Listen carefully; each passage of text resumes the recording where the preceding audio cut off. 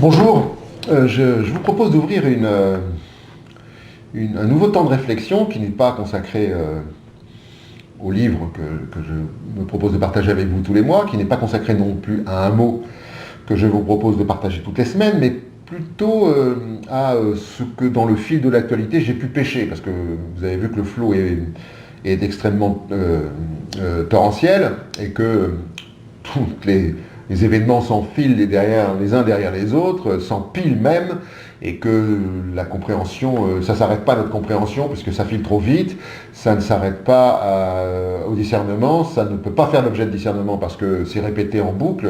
Maintenant, il y a de la formation continue, donc continuellement, on est abreuvé, voire gavé, et c'est difficile finalement de se faire une idée, j'allais dire, en tous les cas, d'arrêter ce flot. Donc je vous propose, pour ne plus être dans le flot, être noyé, de nous mettre sur la berge un petit moment et puis de regarder l'actualité avec cette espèce d'observation un peu plus calme et donc de faire une pause dans ce flot incessant de choses plus ou moins intéressantes.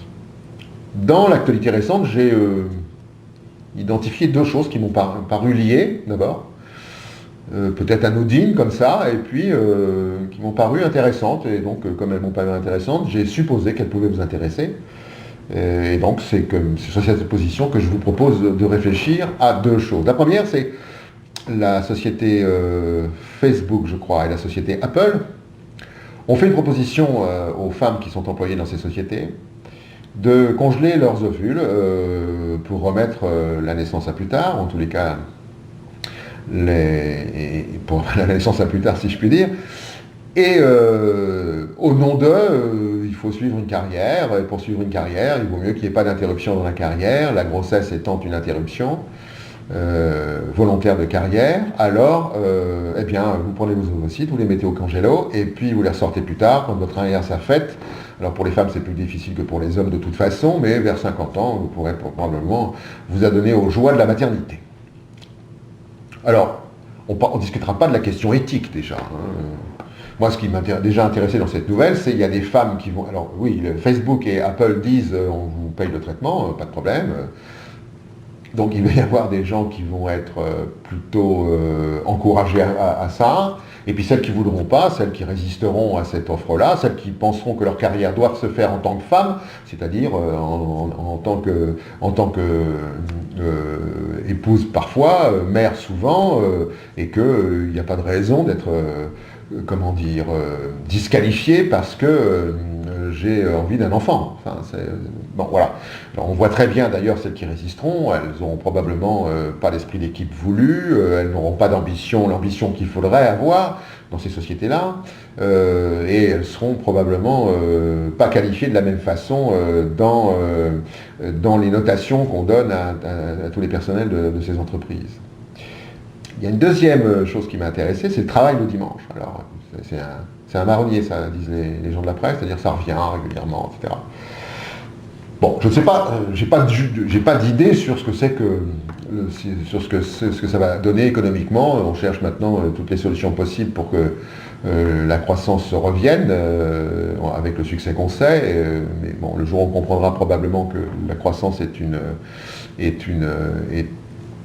époque révolue, et qu'il va falloir être intelligent pour trouver à vivre sans croissance, mais c'est pas le sujet, donc on essaye, on travaille le dimanche, ça va ouvrir ça va donner des perspectives. Alors il y a une première contradiction qui m'apparaît dans cette idée, c'est que travailler le dimanche, ça veut donc dire qu'on va produire davantage parce qu'il y aura de l'achat, une possibilité, c'est pas sûr, hein, mais une possibilité d'acheter davantage. Donc si on produit davantage, on pompe encore des ressources naturelles davantage, sachant qu'elles se limitent de plus en plus. Je ne comprends pas bien la cohérence qu'il y a entre, attention, préservons les choses, préservons la couche de l'ozone, préservons le climat, etc. Puis on ouvre le dimanche, c'est-à-dire on fait un peu le contraire, c'est un peu curieux. Mais ce n'était pas tout à fait le propos. Le deuxième propos, c'est que le monde marchand commence à rentrer dans du sacré. À tort ou à raison, je parle du sacré. Le dimanche était sacré. C'était une journée qui n'était pas commune. C'était une journée qui était à part des autres journées. Dans les journées du lundi au samedi, on a des journées marchandes, on va les appeler comme ça. Moi, une journée marchande, c'est je produis, je consomme. Je produis, je consomme. Bon, une journée marchande, c'est ça. Et le dimanche, il y avait quelque chose qui était arrêté, c'est-à-dire une journée hors du commun, où on ne produisait pas et on ne consommait pas. Une sorte d'arrêt pour préserver, j'allais dire, un peu de non-marchand dans tout ça. Donc, voilà. Alors le monde marchand, évidemment, ne supporte pas ça. Je vous rappelle que le Christ avait chassé les marchands du temple, donc vous voyez, c'est très ancien déjà, cette idée. Et donc le monde marchand désacralise, il déréglemente, donc il désacralise les journées qui ne sont pas consacrées à son activité, remplaçant par un autre temps sacré qui est le temps de la consommation. Les temples sont des supermarchés et les hôtels sont des linéaires et ceci tous les jours. Donc la vulgarité marchande va détruire le sacré, ce qui est, en sacralisant des vulgarités.